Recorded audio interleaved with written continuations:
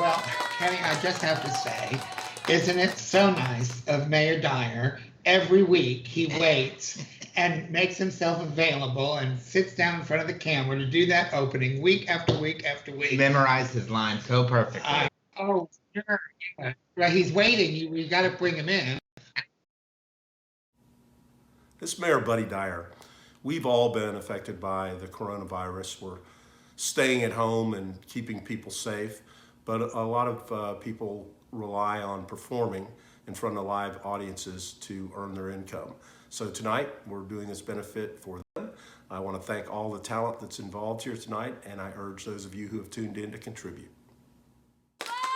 Well, Kenny, I just have to say, isn't it so nice, Mayor Buddy Dyer, to be ready for us every week, waiting there at the camera to get that little message. Memorizes all those lines.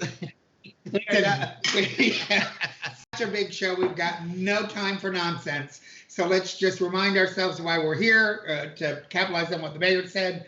We're raising money to give to out-of-work actors, many of whom depend on their incomes based on gig work, and they don't qualify for traditional means of support. And even the ones who do, we're in Florida with the fucked up, geared up to fail unemployment website that no one can get through. So even if they qualify, they can't get money. So that's why we're here.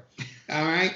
So listen, our first guest this evening, one of those who's the envy of all working actors, because in 1983, he went directly from graduating from the theater studies department at Yale University to landing an off-Broadway role in Macbeth. So fast forward to 1993, and then he's the Tommy and the narrator, Tommy narrator in The Who's Tommy Broadway, and gets his first Tony Award nomination for his very first Broadway show he was ever in. And in 2000, he premieres in London's West End in the title role of Hedwig and the Angry Inch. And in 2004, he wins his first Tony Award for playing John Wilkes Booth in the Broadway revival of Assassins. And then in 2012, he plays Juan Perón in the revival of Evita, which Kenny Howard had a hand in producing. And then in 2015, he wins his second Tony Award for portraying Bruce, the father, in Fun Home. And a lot of our Orlando listeners, you may have seen him on stage here at the Dr. Phillips Center for the Performing Arts when the whole Broadway cast came down on their one night off and did a staged reading version, concert version of Fun Home here for us after the Pulse tragedies. And on TV, he's known for his appearances as the Observer in the Netflix show Fringe. I don't know if I forgot anything. I'm sure I have, but we are fucking delighted to welcome to the showcase two-time Tony Award winner, Michael Cerveris. And I am fucking delighted to be here. We're fucking delighted to have you. I have to say that description makes it sound so much easier than I remember it being. That is not always the case.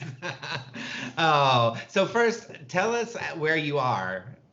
I was in New York until March 25th, and I, had been holed up in my apartment there, and I just decided at a certain point that it wasn't doing me any good to be there, and I wasn't able to help people in any way from there that I wasn't able to do from elsewhere. So I found a short-term rental place up in northeastern Pennsylvania on a river in the middle of mountains, and I've just kind of exiled myself up here for a while, hopefully on my way to see my father in Pittsburgh, but I kind of didn't want to go from New York straight to Pittsburgh without making sure that I was, as disease-free as I could figure out.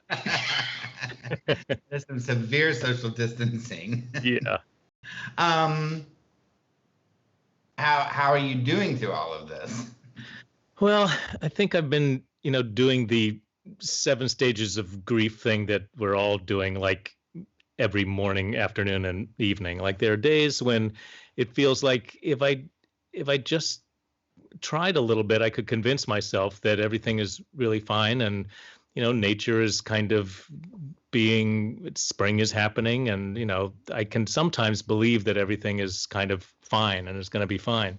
And then there are other times when I'm just in such anxiety for myself, although I feel safe and secure here, but really more for my friends and family and people who are in much tougher situations than I am, or just the unknown of all of this. Who knows what's going to happen to any single person that we love and care about, no matter what age they are, no matter how healthy they are. And then just looking at the completely failed response on the part of the people who are supposed to be handling this, from government, federal government on down, depending on where you live, and knowing that people are really kind of on their own, and it's really terrifying. And then especially when I think about my friends in the arts and in the theater, and the uncertainty of what is going to be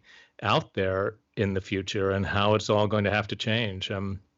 Sometimes I feel like it's a great opportunity for us to suddenly become more have more ingenuity and more creative and think outside the box. And it's a chance in a way to kind of reinvent a lot of failed systems, even in our business, even in the theater. And I hope we take the opportunity to do that, but you don't know. Yeah, I think it's definitely, the uncertainty is one thing that's really, I think, gotten to us. And it's just, that's a lot to think about and so you try not to, you try to take it more day by day. And, but I don't think anyone, once we start going back to work, I don't think even the people with the most monotonous jobs are ever going to think that they're as monotonous as they first were, because this is kind of extreme monotonous. And doing this is one way of working through that. And hopefully when it's done, we're reminded how much our connectivity to one another actually, what value it really has. Yeah, absolutely. And I think sometimes I wonder if thinking about a time when it's going to be done is actually not the way we should be thinking about it, that in a way it's not ever going to be done, because it's changed everything in ways that will continue to have ramifications, even once there's a vaccine, even once we know things about how delicate the balance that we've all been, walking for so long. We now see how the holes in the safety net and who's really valuable in our society at given times. And so hopefully we won't be done with a lot of the things that we're learning and getting to think about now. Yeah. I definitely. Well, I had the good fortune of seeing you at a dress rehearsal for Evita, due to a well-timed trip to visit Kenny in New York. And then when he said he had to leave to go to dress rehearsal, I was like, well, you're not going to leave me alone, are you? So I got to see you just about a week before you opened, and I honestly thought that was I still doing the tango at that point? Yes, yes. And Fun Home. Oh, well, yeah, I just was going to say, I know that people are still talking about your performance here at Fun Home, and I just kind of wanted to let people know, like, a little bit about what all you do for the community, because we were doing Evita, and then the Sandy Hook happened, and that was the first time that we did From Broadway with Love, and you actually were a part of that. You sang Finishing the Hat, I think. And I sang to the kids too. I think sang Sunday to the kids. And then when Orlando happened, I called Van and we talked about doing the From Broadway with Love here. And then one of the first people that I reached out to was you, and you and I were Facebooking like crazy, and Michael was all in. And then his producers had this great idea, which it was a great idea, to come down and bring, because I don't think that show would have necessarily played Orlando at any other time. Eventually, I think it would, but we'll never know because you guys came and did it.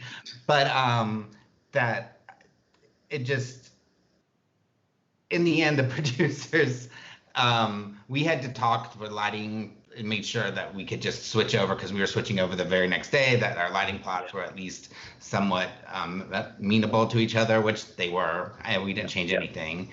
And then you were going to ask, you asked if you could stay because you did have a show the next day in New York. You really wanted to be a part of From Broadway with Love. I did. But your producer said no, and rightfully so. I completely understand. But he wanted to be there in spirit. But in the end, Orlando won out because we had two shows. We had back one night after the other. Fun Home first, and then From Broadway with Love next. So on the subject of Fun Home, since we can't allow you to perform because of equity regulations, we do have a clip that relates to Fun Home. Could you set that up for us? Yes, I think this is, it's from a series that Broadway.com does, I think, called Character Studies. And they will go into an actor's dressing room and just sort of follow their process, their nightly process from the time they get to the theater till the time they go on stage, and what their makeup and, costume process is, if that's complicated. For me, it always seems to involve putting on somebody else's hair at some point or another. And then just sort of talking to you about your internal process and how you arrived at the character and stuff. They're really beautiful little studies of actors and at work. And so this is one of those from Fun Home. All right, Rich, let's take a look at that, please.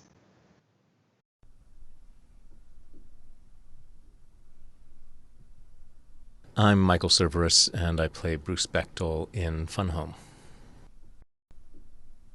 Bruce Bechtel is the father of the family. He wears a lot of hats. He runs the family funeral home. He's also a high school English teacher. He's also has a love of doing all kinds of restoration. So he's restored the Victorian home that the family lives in Beech Creek, Pennsylvania. He's also been a closeted gay man his whole life. I've had a lot of demanding parts before, but I don't think I've ever had anything that has been as difficult night after night to carry around with me as Bruce. It may be because there's no release in this. Bruce gets to the precipice of maybe understanding something about himself, and at that moment his story ends. I think that's a lot of what makes it such an emotionally draining thing to do.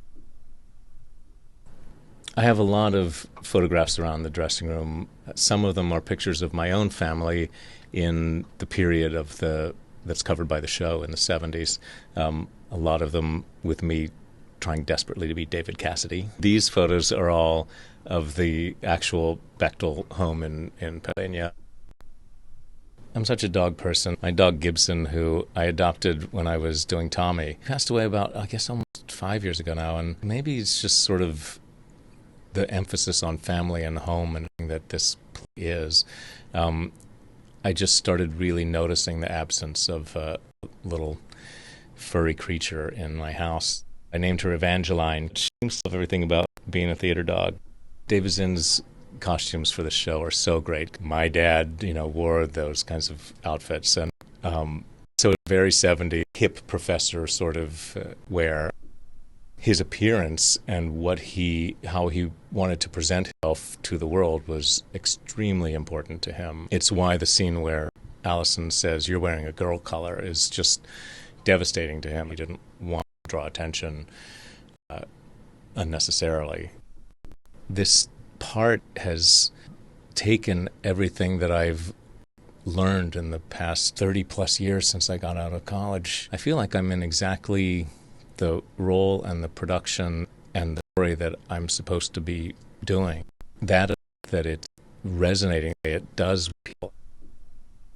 It feels we're just getting started.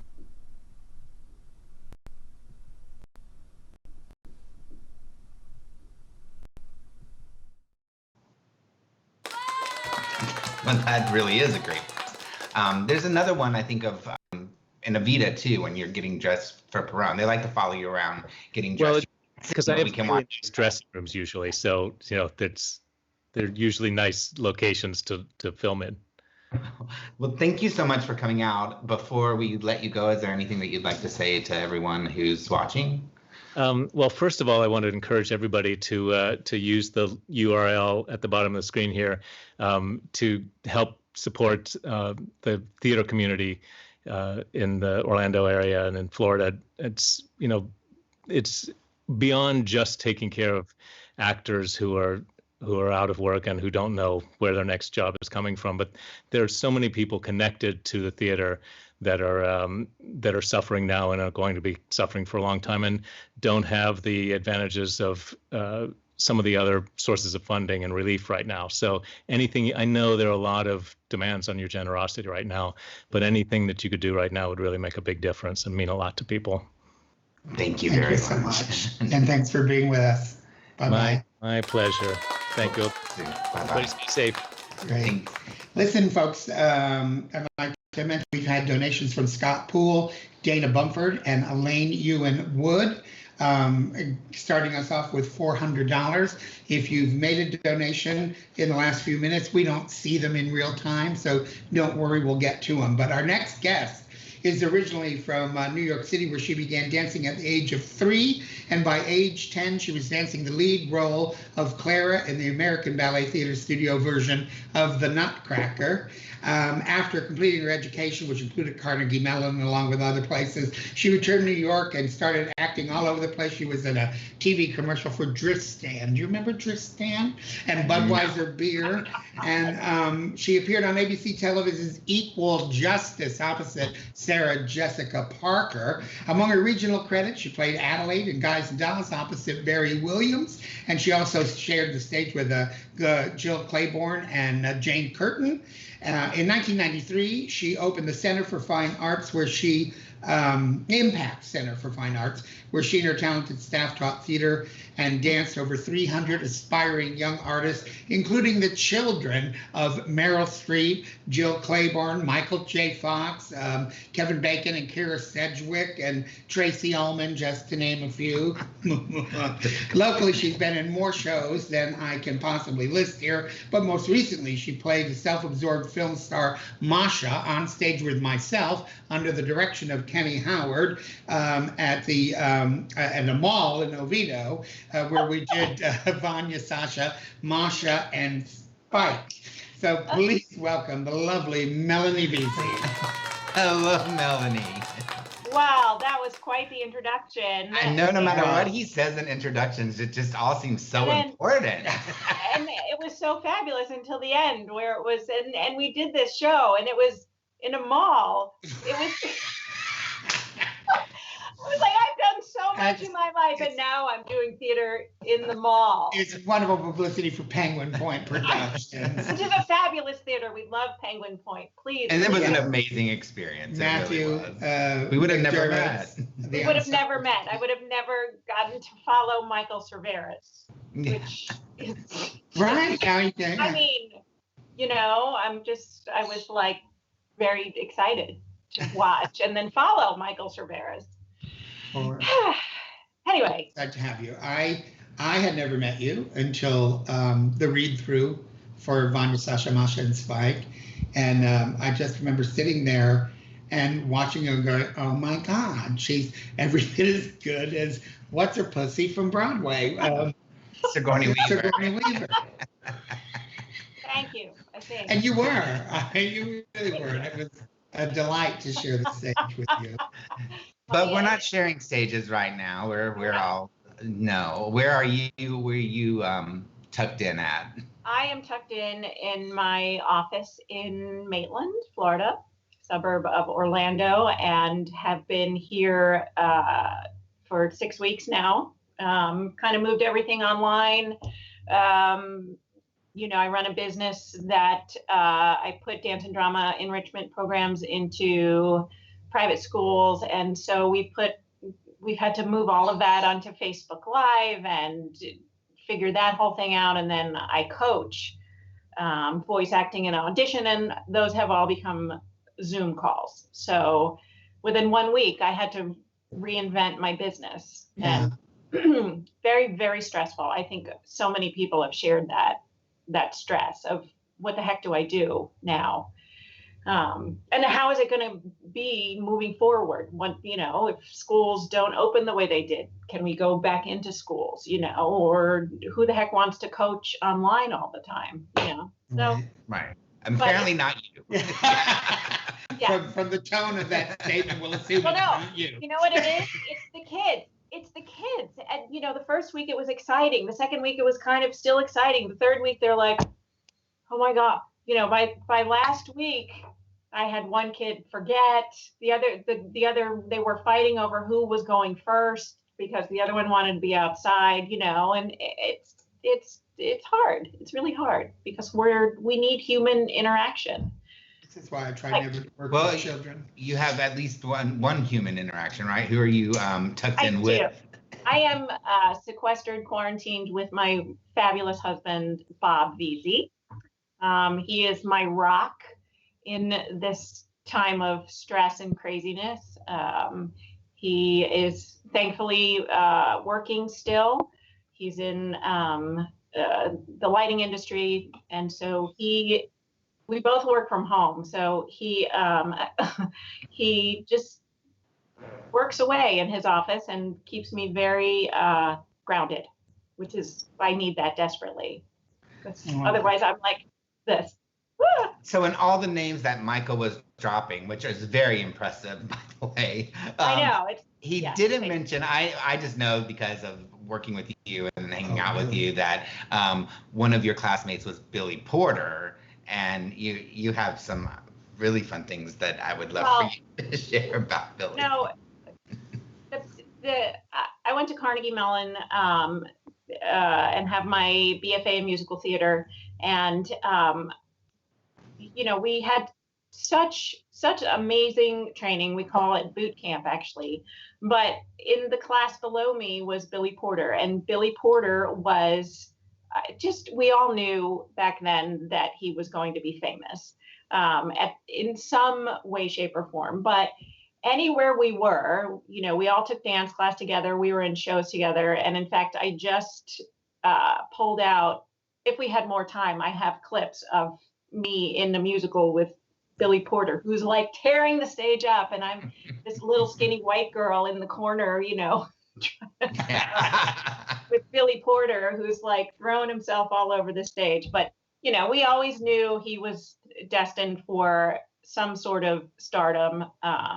He had his equity card before we even knew what it was, and he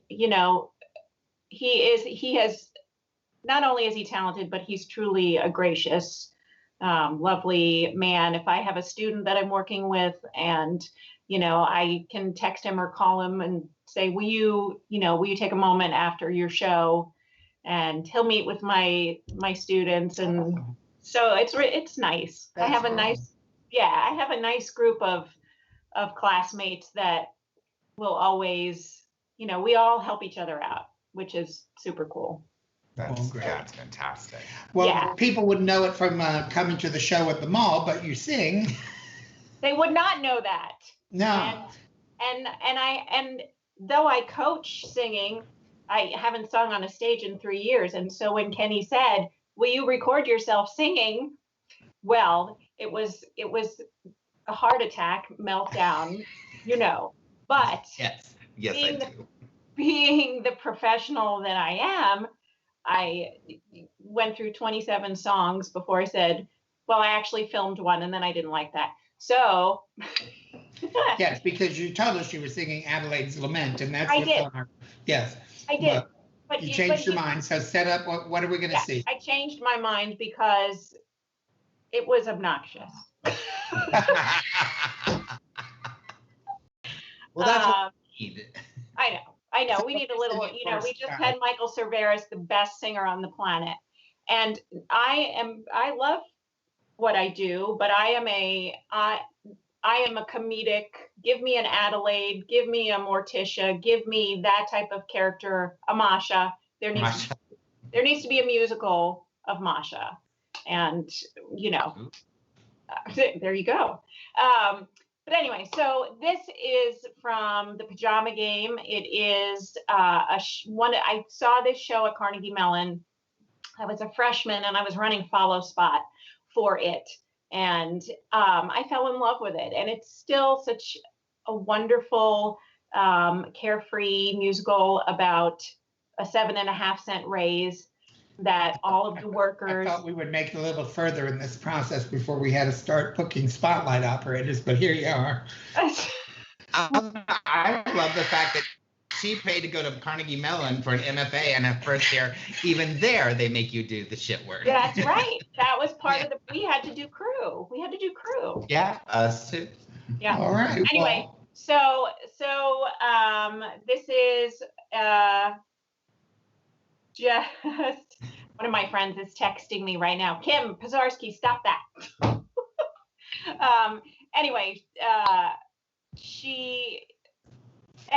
This song is one of my very favorites. It's kind of a protest too much. I'm not in love, and that's it. All right. Okay. That is For the it. Pajama Game, Rich, Melanie Veazey. Love? Are you nuts? All you gotta do is say hello to a man and they've got you whispering in his ear. All you gotta do is be polite with him. They've got you spending the night with him. If there's a guy you merely have a beer with, they've got to set the wedding date. Seems they've just gotta have some dirt to bend your ear with. So before you start, right here with state, I'm not at all in love, not at all in love, not a bit, not a mite, though I'll admit he's quite a hunk guy. He's not my cup of tea, not my cup of tea, not he, not an ounce, not a pinch, he's just an inch too sure of himself for me. Well, I'm sure you've noticed that manly physique and that look in his eye. Well, I'm sure he could cut most any man down to size. He must be as fierce as a tiger when he's mad. And I bet he cries like a little boy when he's sad. But I'm not at all in love, not at all in love, not an ounce, not a hair.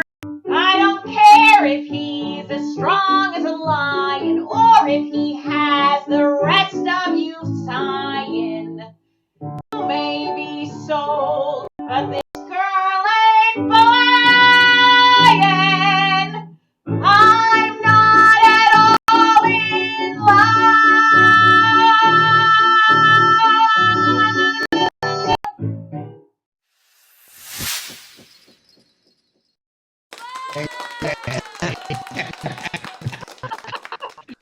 Perfect. Well, we should give a shout out to Jack from our show. She's a marvelous actress as well. She was Sonia. And a surprise for you, one of our fellow castmates who wanted to say hello.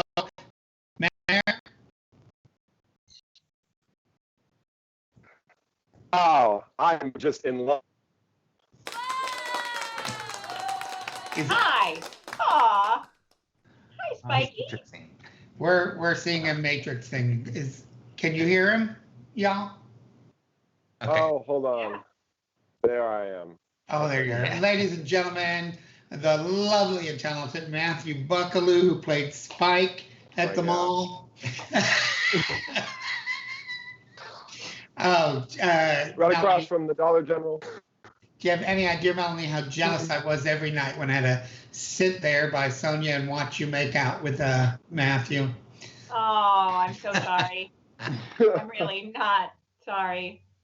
Well, No, so at first you were you were so like, oh, I don't know when we're gonna try and do this, and finally was like, you just guys need to go into the other room and just make out and start feeling comfortable with each other. We did. And then No more of that. Yeah. And then it was fine. That's it. Directing advice, and we just decided to go into the other room and get prepared. You know. Yes. Yes. And then we were like, okay, it's been 15 minutes. How prepared are they getting, Kenny? Oh, stop. Well, then the first week of rehearsal was say like, anything stop about hanging on that. Spike. I do. She's a married woman now. Yeah, I'm a married woman. Well, you know.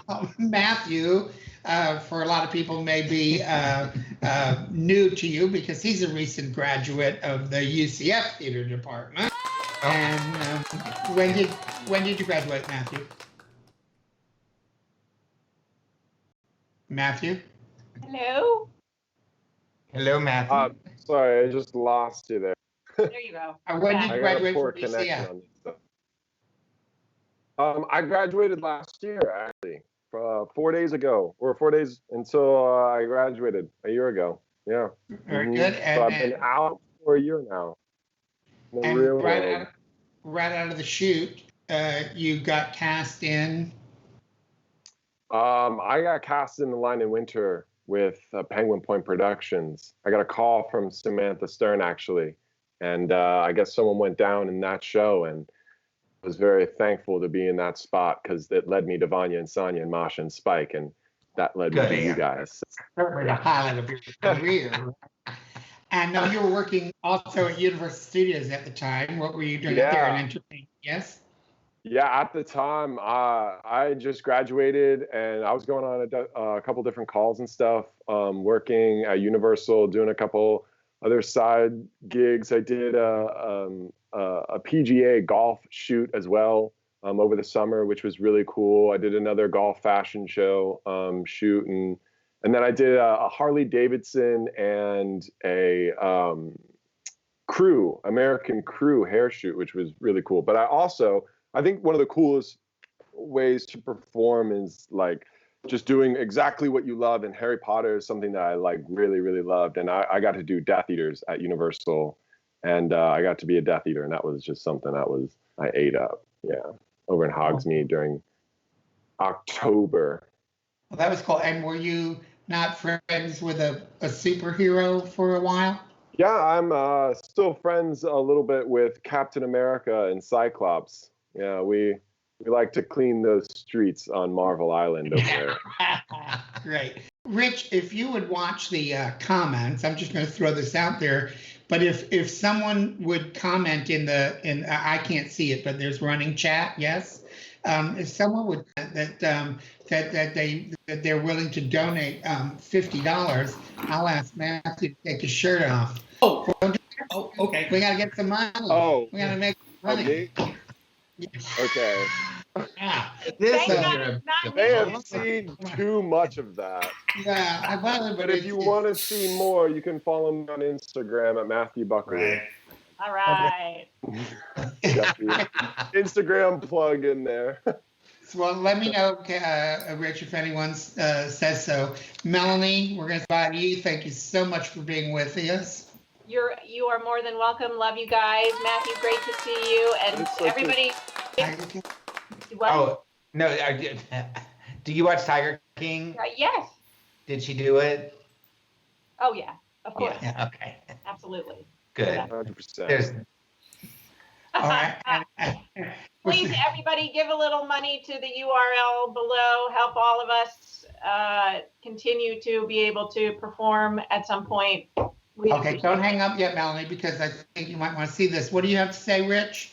It seems like maybe they thought I was going to take off my shirt, and so nobody's doing anything. So we might have confused them. Oh, that's awkward. So we might want to let Melanie go before she gets frightened. Oh my gosh. Well, you guys are the best. Thank you for having me. This was so Thank you, fun. Melanie. Bye-bye. Bye. Matthew, what's next for you? Do you know? I don't know right now. I really don't. I'm actually kind of in limbo right now, I would say, as an artist. I feel like a lot of other people are in the same boat, you know, just trying to figure out how to get your feet on the ground and just do something every day that makes you feel like an artist or makes you feel like you're creating or reading something. I actually just bought a book, an acting book, so I'll start reading that. But I don't know, auditioning via Zoom. Audition for, right? Right. Via Zoom as of right now. I mean, I just finished my intensive course at Class Act, so I'm kind of off for the summer right now, looking for other classes. But film and television is something I'm interested in. But I mean, it obviously doesn't beat live theater, and we're just waiting at this point right now for auditions, right? So. Right. Yeah. Well, I think Kenny and I both agree that you did an amazing job in the show we were on together, and I think you're brilliant, and you've got a big future ahead of you, my friend. I mean, I can't thank you guys enough, seriously, for being such a great inspiration and opening arms, you know, to keep me on your wing and help me out as much as you guys can. And you guys are so inspiring as artists. I learned so much from you guys, and It's very sweet. yeah. And did you watch the Love you. Tiger King? I did, yeah. You know what's so funny?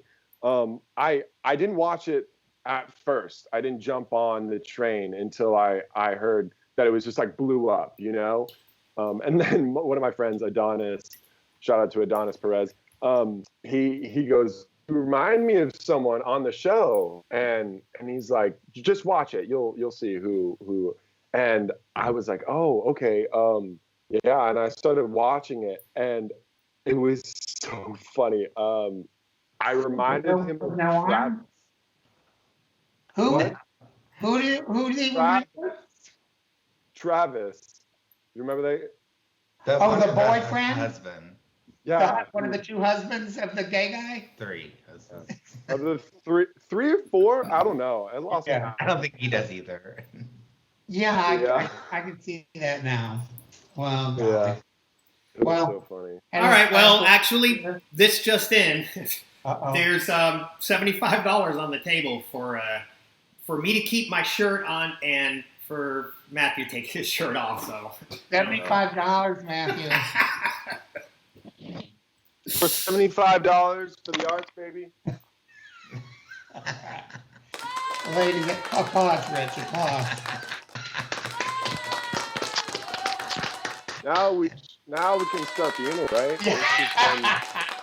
Our very first blocking rehearsal. I think the well, camera he off. takes clothes off Weird. throughout the entire show. I don't know, for those of you not familiar with the show.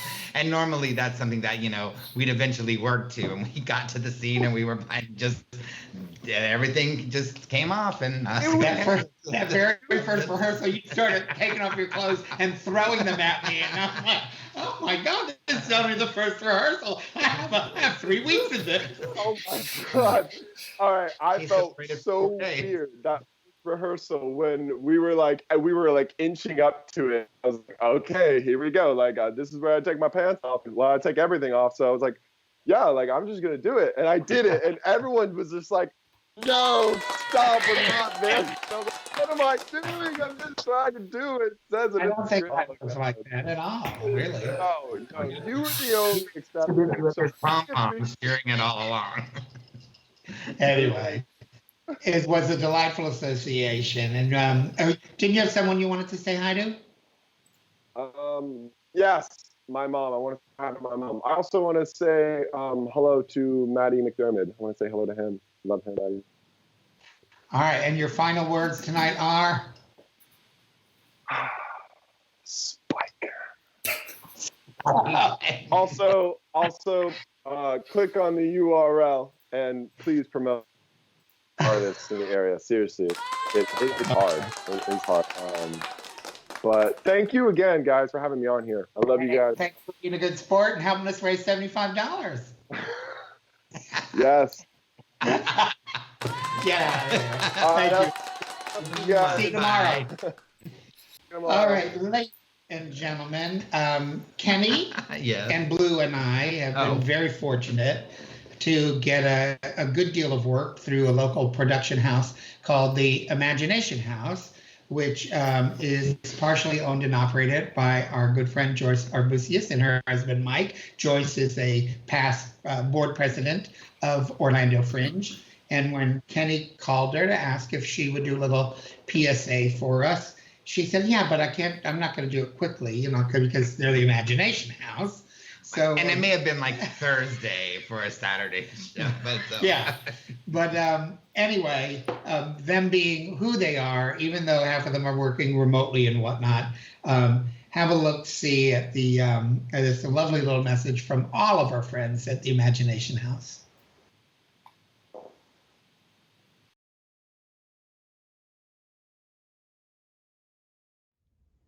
Hi, everybody. We're the Imagination House. We're the Imagination House. We're the Imagination House. We're the Imagination House.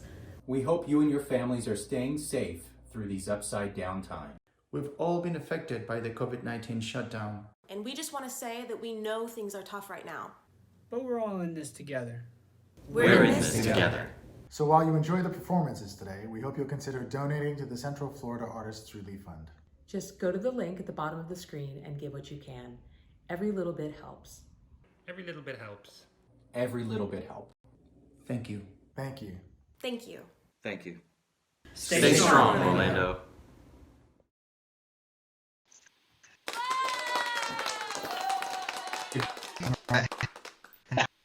Apparently, I think the video was buffering or sticking or Yeah, whatnot. it was. So A little bit.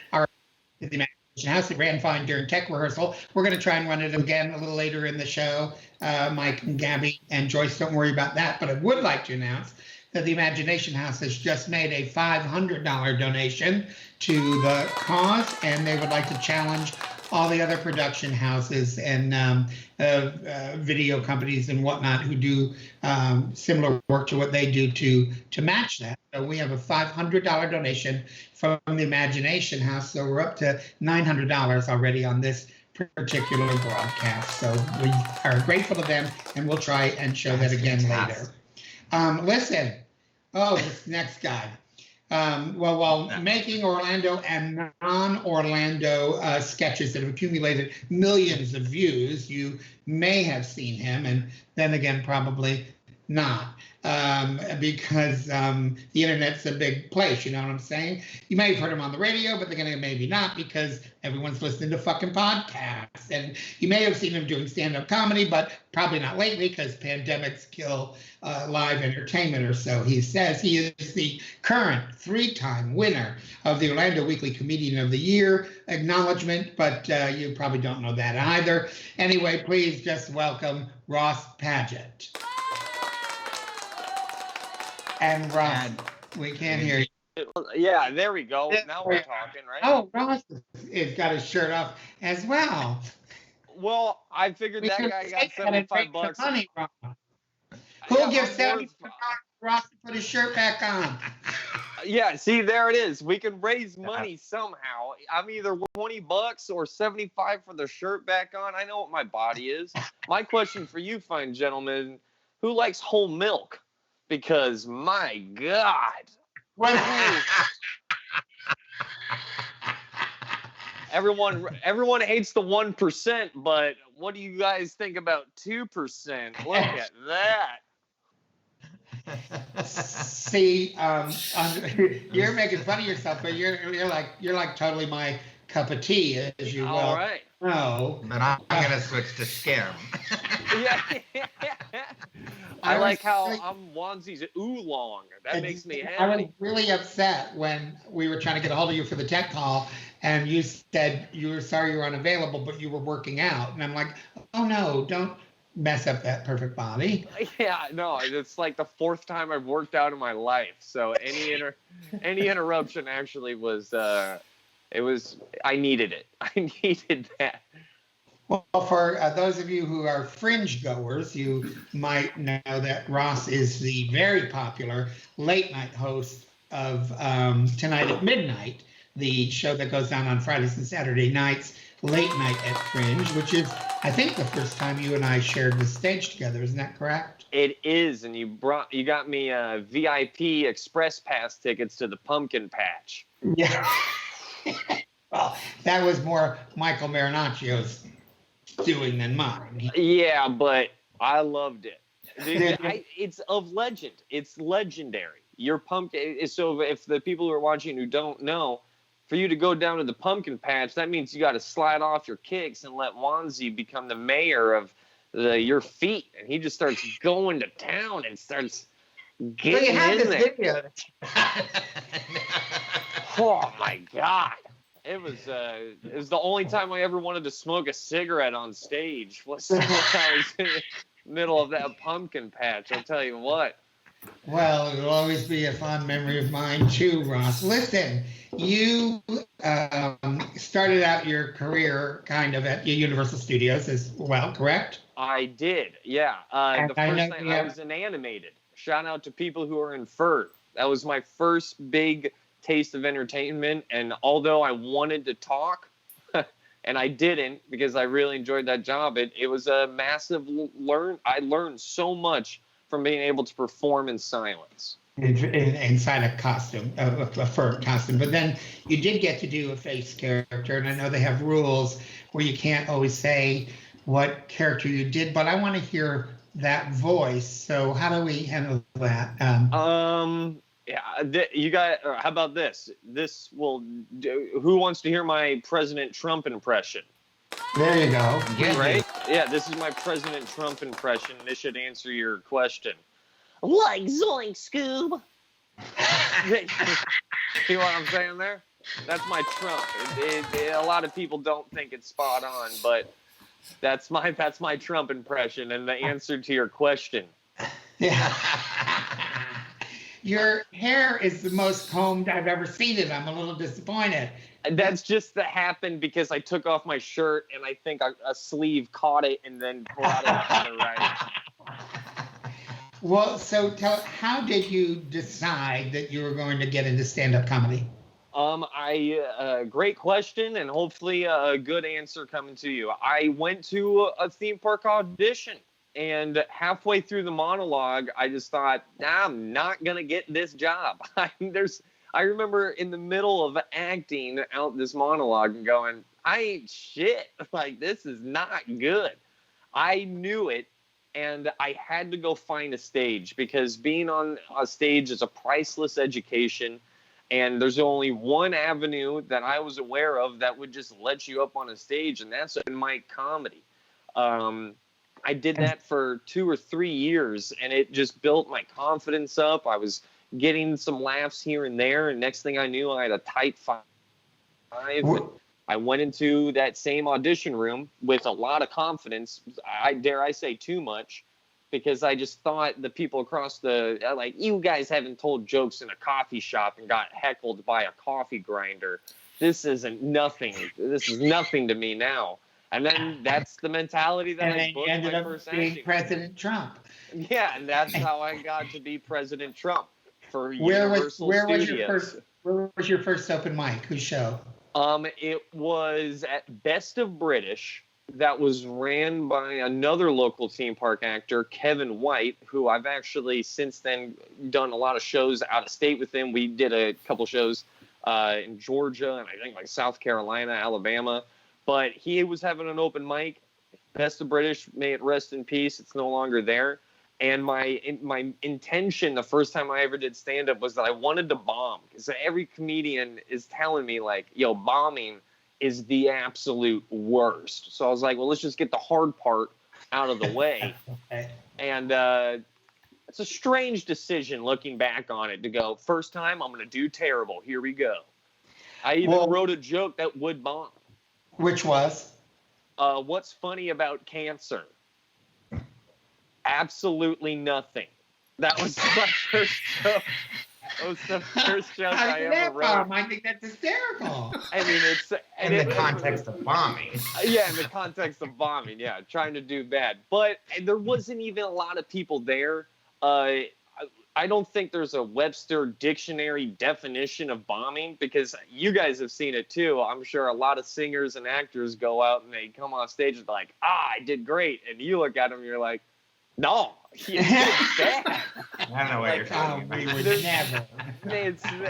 And so everyone has their own gear of bombing. There's no absolute definition. But little did I know, you can't bomb on your first time, at least in my interpretation of the term, because you don't have good material yet. Once you have trusted and laugh-proof material, then you go out and none of it works.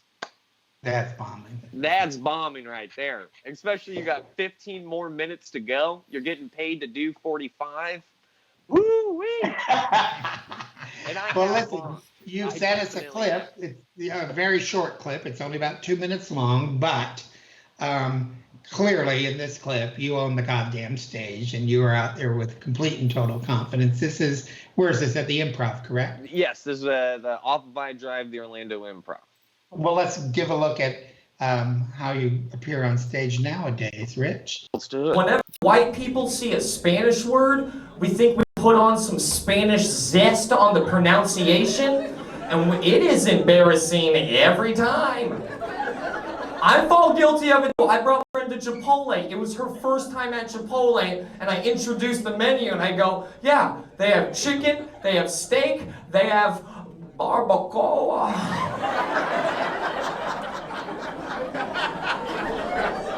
And carnitas. Fuck, why did I get like that, dude? And here's the thing, white people, that's the only accent we do that with. Only the Spanish accent. If I showed you my car out in the garage, I wouldn't go, yeah, that's what I drive, that's my car. I drive a Mitsubishi. It's the only accent we do that with. We need to cut that out, white people. Straight up. Here's another white peopleism. Here comes a white person factoid. White people have been stealing black people's culture for a very long time. Thank you. You don't believe me? I implore you to go home tonight and check out the documentary, Bring It On.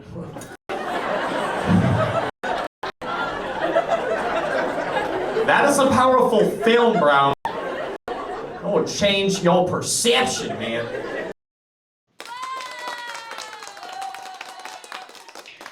Wow. That's how you do it. And that's how you do it, clearly. Right? There's some stand-up for you. Long way from that cancer joke, yeah. A very long way. Long, an I-4 length. It's amazing I still even talk to you because, in effect, you are responsible for ending a 20-year-long career stint. For 20 years, the Monday Movie Review with Wanzie and Doug was the comedy relief on the Phillips File. And when Jim Phillips retired, another Jim, I can't remember his name, took over that time spot and elected not to have Doug and I on anymore and brought you on for comic relief. So thank you for kicking me to the curb. No, you stop that. I didn't kick you to the curb. I threw you out in the trash. No, it's what you did for radio was absolutely amazing. That's when I first got integrated with Real Radio 104.1. I started listening to every show and seeing what was working, and to be honest with you, what was not working. Your bit that you had for such a long time on the Phillips File, that it was bulletproof. You and Doug are absolute pioneers of this entertainment scene. And the one thing that does bother me though is like I just told a younger entertainer like, yeah, I'm doing this Wanzie thing. And he's 22 and he goes, what is a Wanzie? He thought it was he thought it was like a cleaning thing or something. I was like, no, and there's no short answer to that question. Yeah, it's for your feet. Yeah, ShamWow, from the creators of ShamWow, we'd like to introduce you to the Wanzie. It's amazing. But I always try to tell younger performers about the people, because that fascinates me. My favorite entertainer of all time is Johnny Carson. I mean, he's before my time. But I always have this infinite amount of respect, and I think every young performer should find that infinite amount of respect for people who have been doing it longer and set out, the road that they're now walking down. Your acknowledgement of Johnny Carson is evidenced in your. I know it's Orlando Fringe, and people may think it's only local, whatever, but your emceeing of that show is on a par with any late night TV host that's on right now. I am amazed. I go every chance I get, and I think you're just phenomenal at it. I really do, honestly do. And I gotta say this, no disrespect to Jim Colbert or anyone, Dirty known him, he's a better friend. Yeah.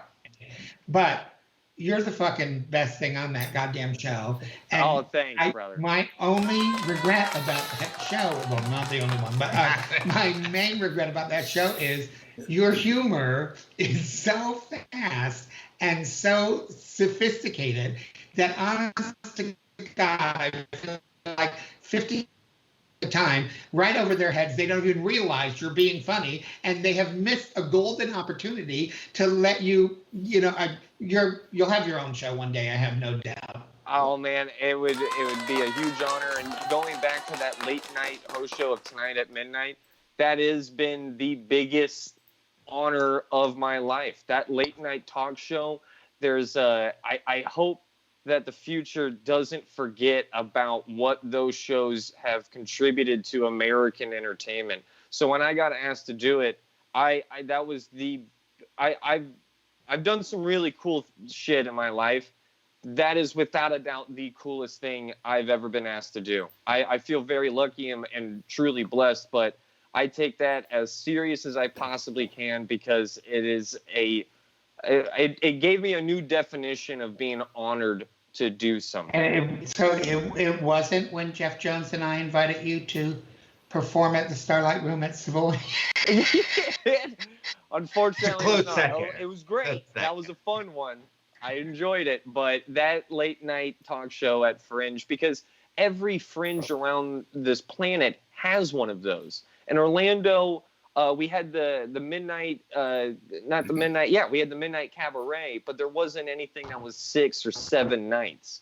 Right. So I've seen a lot of them. I've been to Edmonton's late night talk show, and I'm over here taking notes going, man, that works really well. How can we integrate what they're throwing down? It's truly a passion. It's my girlfriend's stand-up comedy tonight at midnight, in that order. Well, good. Well, listen, I think our time has about come to an end. We were thrilled to have you. Thank you for taking your shirt off. That was an added bonus we didn't expect. Yeah, there you go. For me, please.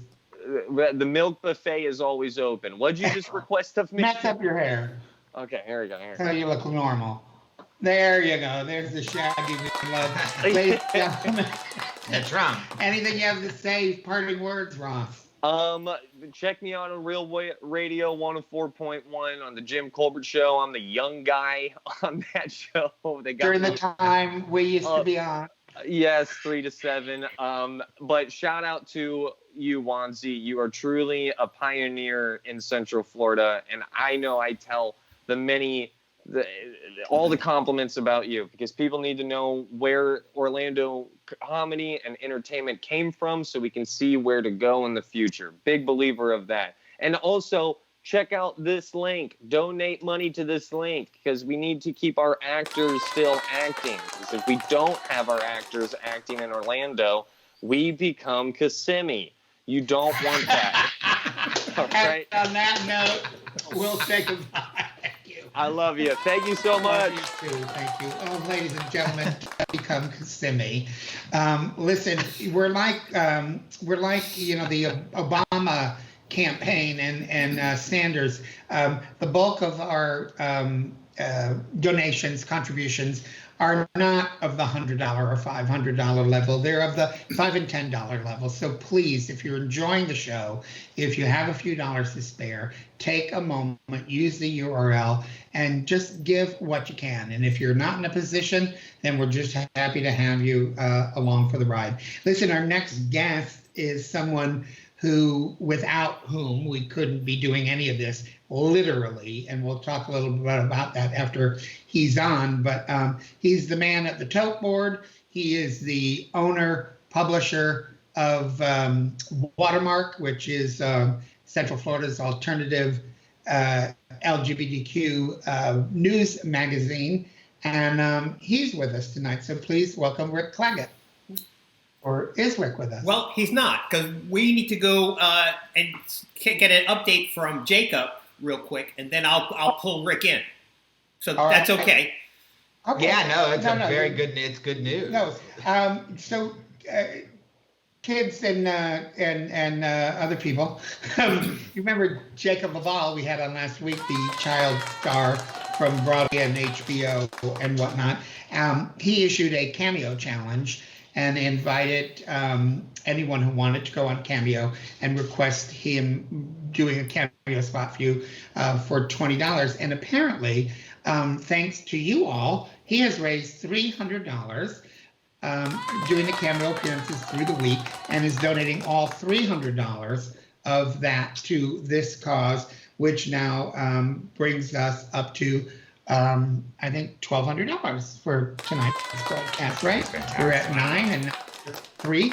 And when we had him on, we talked about his connection with David Byrne from Talking Heads, and that was on a show that John Mulvaney does called the Sack Lunch Bunch. So let's look at a clip of Jacob Laval on the Sack Lunch Bunch.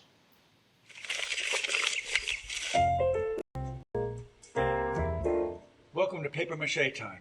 This is the 100th episode. Today, we're going to make something that, well, to be honest, is kind of upsetting to me. It's a volcano. Yeah, it's a volcano. And you kids don't know this, but when I was young, volcanoes made me really nervous. Where did you grow up? I grew up in Baltimore. There's no volcanoes in Baltimore, but somehow I got it in my head that there could be an eruption. This is taking too long. Let's pour the vinegar in. I'm nervous. Everything's going to be fine, David Byrne. You sure? Yeah, sure. Whoa! That is pretty cool. I told you, and you didn't believe me. And I'll never forget it. Oh, okay. I'm totally ashamed. It's okay. I forgive you. This has been Paper Mache Time, episode 101. If you need more information, go to a library. Bye-bye. Bye-bye. Bye-bye. Thank you, Jacob. Yeah, if you're watching, Jacob and Sherry, thank you again, and thank you for the $300 you raised for the cause. Remember, you can catch Jacob right now appearing in HBO's The Plot Against America. To destroy. To destroy America. I'm sorry, I can't ever get it right. I know, right? Rick Claggett, ladies and gentlemen, from the tote board at Watermark, actually in his house right now. Hi, Rick. How are you? Hey, I'm good. How are you? We're just too good for words.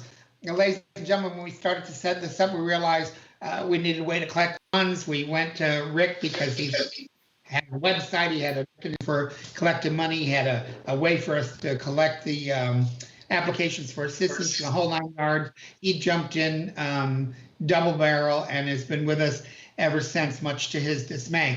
But what I want to ask first Rick, is, what is that painting behind you? Oh, this painting, it's two kissing fish, I think. I don't know if that was the original intent of the artist or not. But a lot of people are familiar with my roommate, Jen Kunch, that I live with here in Orlando. Well, this is a painting that was done by her uncle, Louis Kunch, who was an artist in New York. He was estranged from his family because he was gay. They weren't very accepting of that. So Jen, ironically, one of the biggest fruit flies I've ever met, she didn't really get to know him very well. But when he passed away, she and her sister were the only two living relatives. So they stood to inherit a good chunk of change from him, which went to purchasing this house that I'm sitting in. So in his honor, and because we would love to have known him, we hang all of his paintings. He's got our living room's full of a bunch of watercolors of his. But this room in particular is full of what must have been the later years of when things got really crazy, because there's just some really crazy paintings around in this room. And weren't you watching? Don't you have a story about watching some sort of a national telecast of the show? Something you Yeah, there was. It's kind of funny. We got a phone call and we're like, "Oh my God, you've got to watch $1 Million Listings. I think your uncle's paintings are on there." So what we did is we all went to New York to clean out his studio, and we're talking like tens of thousands of paintings. And we picked out the ones that we liked the most, or we thought we'd like to keep. And the rest were just bought by somebody wholesale. And it turns out it was a realtor from $1 Million Listings, a TV show. I don't even know what network it's on. But yeah, the guy had it was selling an apartment in New York, and he had covered it with all of these paintings from Louis Kunch, and he was saying, "I need you to sell the paintings when you sell the house." And he was interested in the house, but nobody wanted the paintings. Oh Lord, this may lead to you could maybe have a fringe show at your house where people go through and tour the paintings. That I'm writing that down. I have always wanted to have a fringe show, and that is a really great way to do it. That's a great one. Al Bergante offered up his pool one year, and Voce Dance did an aquacade in his backyard for a fringe show. Yeah, get Ross to be the curator. Yeah. So what's the deal with Watermark? How has this pandemic impacted the paper? Well, we're open still today, so that's a good sign. Like a lot of businesses are suffering right now, and Watermark's really no different from that. Even though we're a corporation, it's just owned by me. We're a community-based business, is what I like to say. And when the community is suffering, so are we. Absolutely. And it's been a series of ups and downs. I haven't really shared this information with anybody really, but we've had to cancel magazine productions that we typically do, like our wedding guide didn't come out. We had a couple of new ones that we were going to do that we've had to postpone just because we're losing distribution spots, and a lot of companies that can't afford their advertising have pulled out. So we lost a great deal of money, and we had to lay off a huge part of our staff. Fortunately, that layoff only lasted about 36 hours. When the payroll protection program finally came through for us. So that was pretty amazing. We were able to get everybody back, and we're trucking along and doing great, for now, while that program is in existence. But certainly, it could be a huge benefit to us if people who are watching would check us out online, flip through. We still are doing in some locations, and a lot of them really, but if you can't get out safely to get a copy of the paper, we post a flip through online. So please just check it out. Look at the advertisers who are in there. That's the only way that we're able to report in the stories that are going on in our community. And so please support those businesses. So the first part of that URL before the / watermarkonline.com, and they can access actual flip page by page. Yeah. Absolutely, yeah. That's on our issues, back issues, every specialty guide's on there. Well, we would be remiss if we didn't thank you publicly for you have been the man in an ongoing unfortunate situation we've had dealing with the Florida Department of Agriculture and Consumer Affairs. And honestly, without you taking the lead on that and dealing with it, we probably wouldn't be able to be broadcasting right now. So thank you for that. And someone decided to caused trouble for us and made a formal report to the state of Florida, and they had no choice but to open an investigation to check into our suspicious fundraising activities and possible fraudulent use of funds. But obviously, we're able to show that every penny that comes in goes right back out to the artists. And I guess right now the stopgap is that we have to stop using the term Central Florida Performing Artists Relief Fund, because it sounds like it might be a registered charity, which it isn't as of yet. But it's through Rick's constant go back and forth with the state that we're even allowed to be here under. The URL may change next week or the week after, and we may have to change how we're collecting money. But he personally has made it so that we could keep on even while we're under investigation. So thank you, Red. Thank you. Oh, you're welcome. I thought that maybe what just pushed it through. I think they got so tired of me that they started referring to me as Mr. Claggett on all of their emails. And then it was basically like, the last one was like, Mr. Claggett, thank you. Like, just do that and you're fine. So yeah, stop saying the name of the fund. Yeah. Yeah. They were great though to deal with. And I understand that, you got to make sure that if people are collecting money that they're doing it, that they're legitimate. And so I get that. And since we can so easily prove that, it was really an easy process, and I'm happy to be a part of it. And so far we have managed to give a $100 gift to 149 people on our list. We have 38 people still on the wait list who are waiting to recognize with a gift. So that's why we're continuing to do the showcase. And we couldn't do it without you, Rick. So thank you for being with us. And send me an update after you're off. The work is not done. Right, you're at the toe board. Yeah. Come on, get back to work. Bye-bye. Bye. Thank you, guys. Oh, Lordy. Rich, do we want to try the Imagination House video again, or? Sure, let's try it. And if it sticks, just cut it off, and we'll hopefully see it better next week. It's so good. Fingers crossed, Joyce. I watched it without any. Hi, everybody. We're the Imagination House. We're the Imagination House. We're the Imagination House. We're the Imagination House. We hope you and your families are staying safe. Are we good to show the commercial? We're back. Tamisha's show? Yeah. So we're back live. Yep. All right. So we'll try and work that out for next week. It's yes. Okay. We'll get a clean copy or whatever. Our next and final guest, I don't have a formal introduction for because I can't imagine that anyone watching doesn't know who these two people are. Tymisha Harris, who of course I think a lot of people saw first in varieties at the venue, and then various burlesque type shows and things, who really came into her own and eventually became the star of Josephine, the one-woman show about Josephine Baker, which has literally taken the entire globe by storm. Yes. Todd Kimber, I believe, wrote the book and plays the accompaniment tracks, and Michael Marinaccio, who is Tamisha's life partner, is the producer and the marketing director of the thing and the road manager.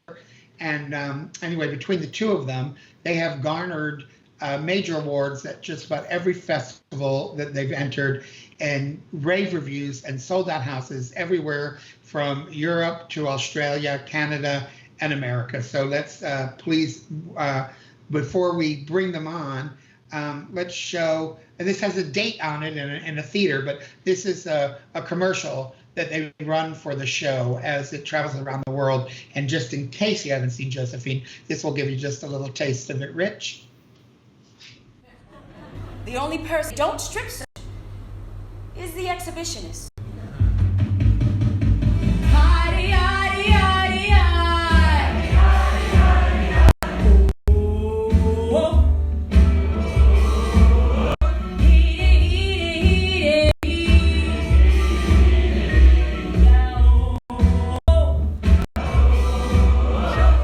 It was fantastic. It was just so vibrant and colourful and energetic and really emotional, really funny. She's just absolutely brilliant. I could watch her every night.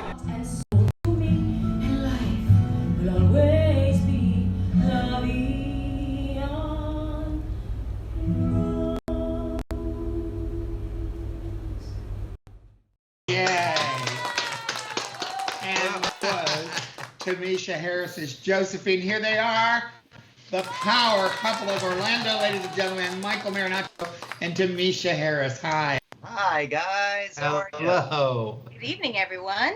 Yeah. Kenny, take it. I've been blabbing. So, wow, that was unexpected.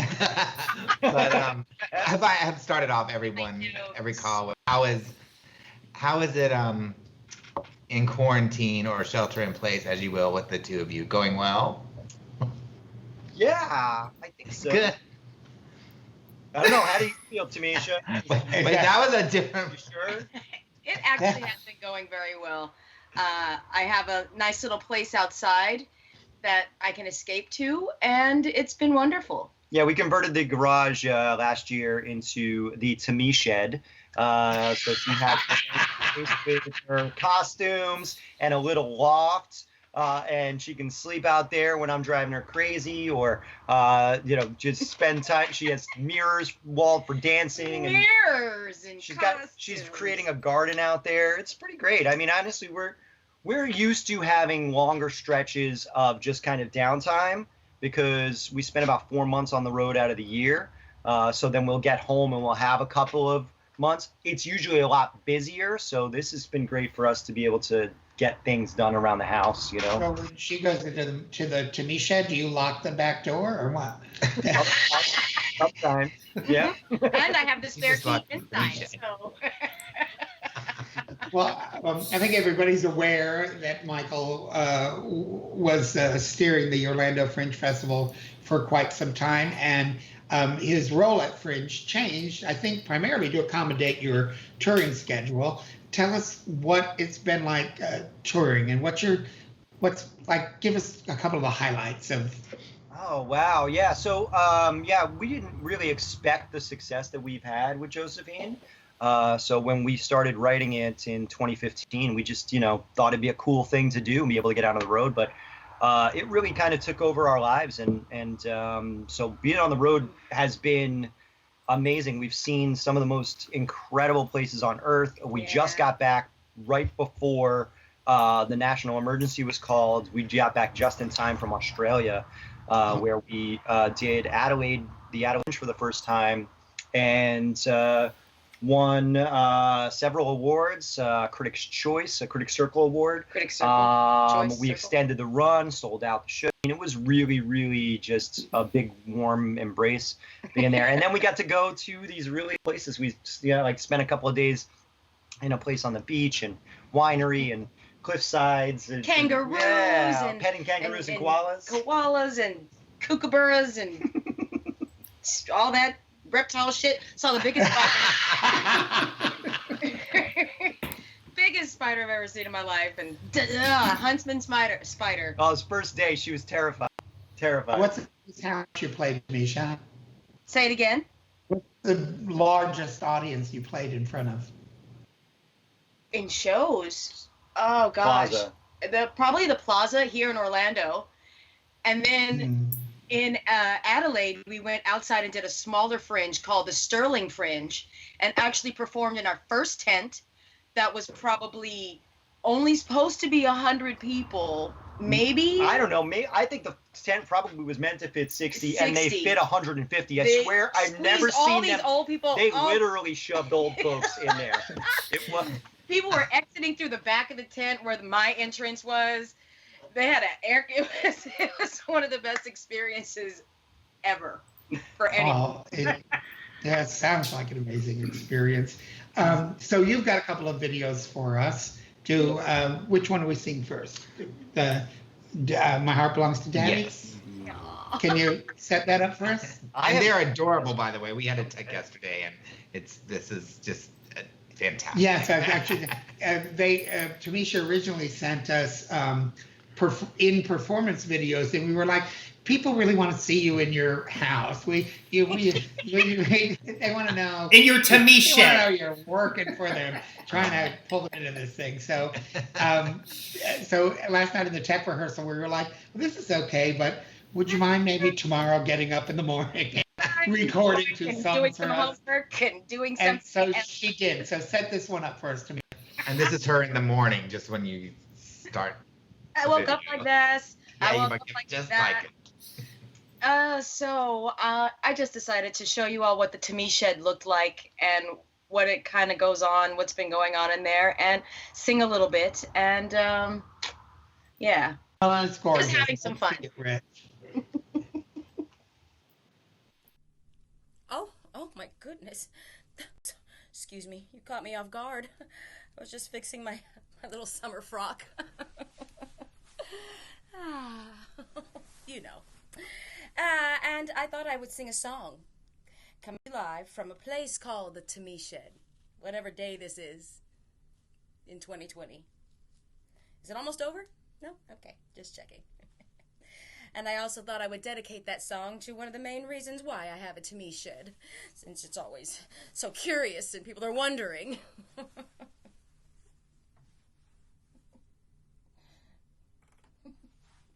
Nobody's wondering.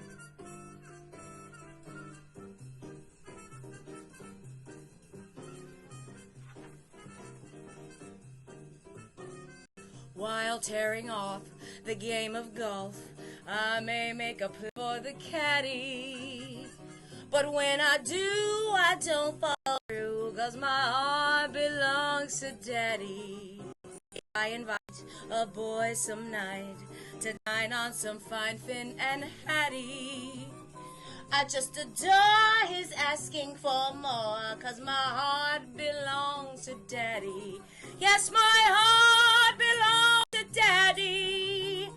I simply couldn't be bad. Oh, my heart belongs to Daddy. Dad, dad, dad, dad, dad, dad, dad, dad, dad. I want to warn you, laddie. I think you're perfectly swell, but my heart belongs to Daddy, 'cause my daddy treats me so well. Yes! Oh, my heart belongs to Daddy. I simply couldn't be bad. Oh, my heart belongs to Daddy. Dad, dad, dad, dad, dad, dad, dad, dad. I want to warn you, laddie. I think you're perfectly swell, but my heart belongs to Daddy, 'cause he treats me so nice. Yes, he treats me so nice, 'cause my heart belongs to Daddy.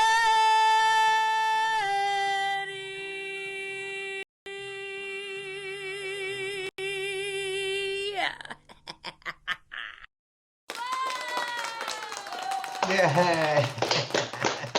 And that was at 7 o'clock this morning, ladies and gentlemen. Yeah. First cup of coffee. Now, Rich, just Ron, imagine what all did of you that tell us, stuff- which Ron was your favorite part? Rich? Oh, the spin, the spin around with the chair when she's spinning around.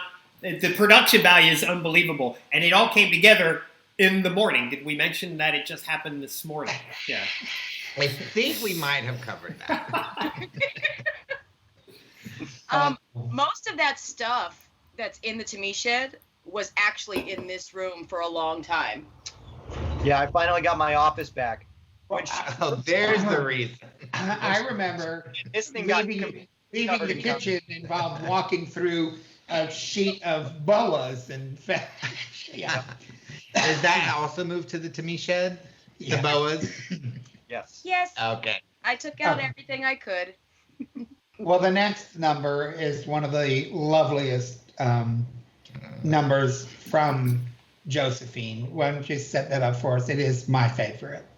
So when Todd and I were first working on the kind of structure of the show and creating the piece, we knew we needed an 11 o'clock number. And this number is actually a song that Josephine sang.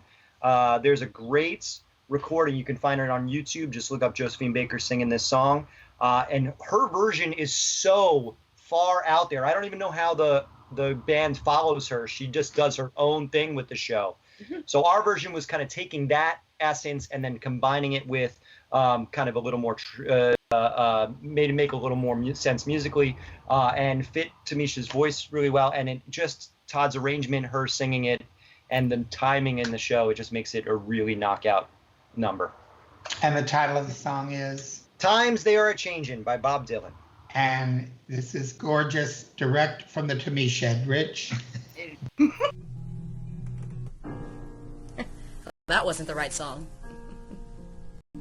Come gather round, people, wherever you roam, and admit that the waters around us have grown. And accept it that soon we'll be drenched to the bone. I hope that time to you is worth saving. So you'd better start swimming or you'll sink like a stone. For the times they are a-changin'. Come writers and critics who prophesize with a pen, please keep your eyes wide, the chance won't come again.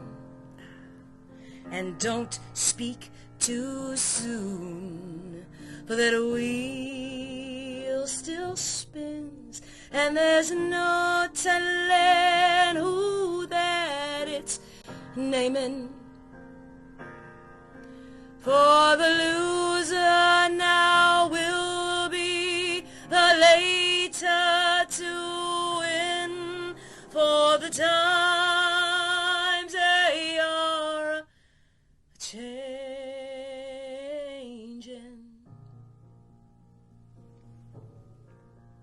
Come, senators and congressmen and women, please heed our calls. Don't stand in the doorways. Don't put up your walls. For those who get hurt will be the pulse of us all. There's a battle outside, and I know that it's raging.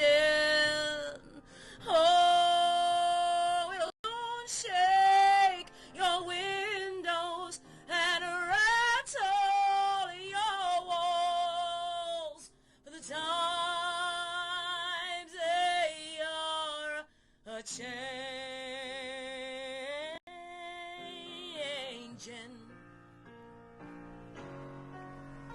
Come, mothers and fathers throughout our beautiful lands, and don't you criticize what you don't understand. For your sons and your daughters are beyond your command. Your old hateful road is rapidly in. Oh, so please get out of a new one if you can lend a hand.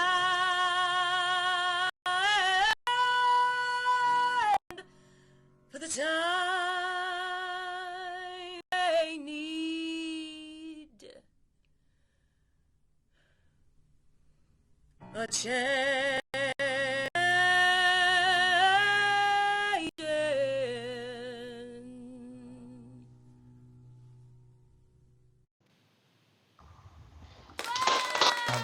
Just beautiful. Gorgeous.